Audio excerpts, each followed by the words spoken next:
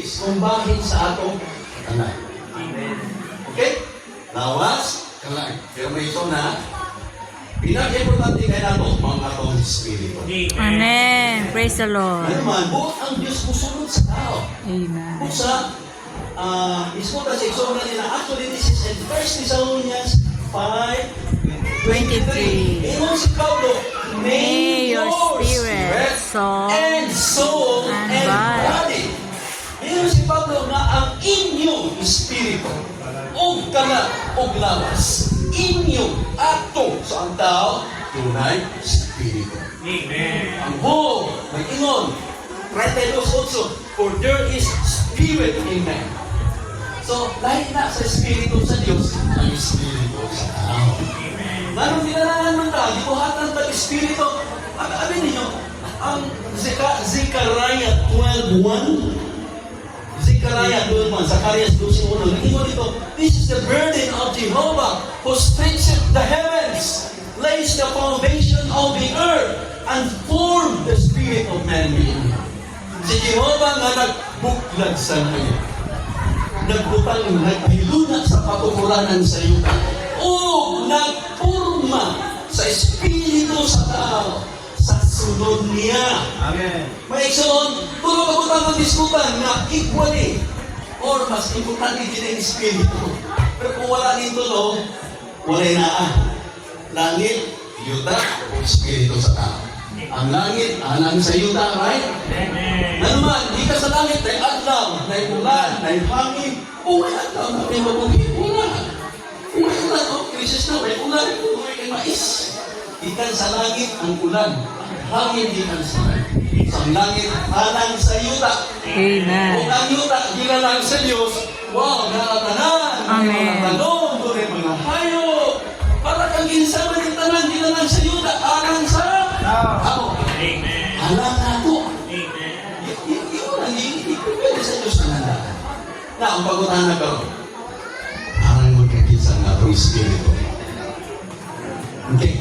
Kanina, agisutan sa Ison, Ephesians 2:22. Iwan dito, we are built together into the dwelling place of God in Spirit. Dwelling place of God in Spirit. So, Espiritu sa tao, puluyan sa Diyos. Ikaduhang Timoteo 4:22. Sa ginoo ni Pablo, the Lord be with Your spirit. Ang Diyos manaa sa inyo, ang Ginoo manaa sa inyong Espiritu. So, kini ang atong Espiritu mga igsoon, maunay sudlan sa Diyos. Ang Diyos Espiritu, ang tao doon Espiritu. Sa tunatang verb, bumats, butakdo. Ang Diyos Espiritu, musunod siya sa atong Espiritu. That is God's plan for man. He wants to be one with men. Gusto ang Diyos na usa sa lahat.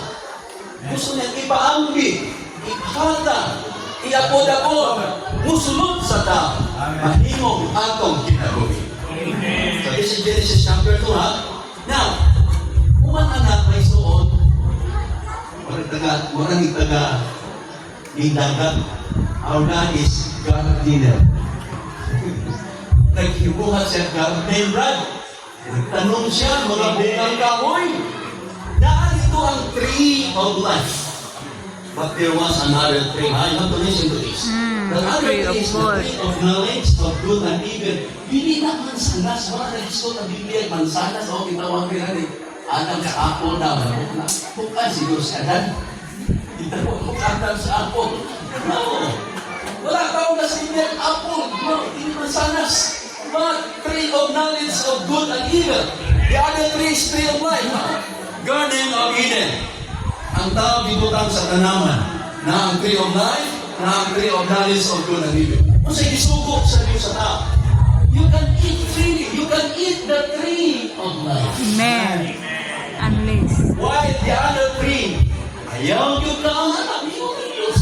Ay kung kaong ka na na, Mamatay. ka gayon. Amen. The other tree, the first tree is tree of life. Alam sa pinaboy, ako sabi, tree of death man. Mga ikson, tinaramas tayo ta, what is kung sa may nagisulat sa Biblia, the Bible could not be interpreted in a literal way. Dili literal ba? Sabi pa, ini ang tree of life is simbolo, sign kung ang tree of life sa unang ibig. Okay? Now, kinsa man na yung tree of life? God. Okay.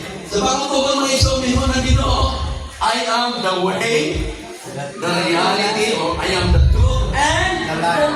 I am life. Amen. Jesus, He is God. So the tree of life represents God as our life. How about the tree of knowledge of God and evil? Isa mo na. Satan. Hebrewanon 12:14 ingon ito, pinalis kamatayan sa atong Ginoo, gitaglag niya ang yawa nga may gahom sa kamatayon. Ang yawa may gahom sa kamatayon. Usa, the tree of knowledge is Satan himself. Kung makaang ka na, mamatay ka ngayon.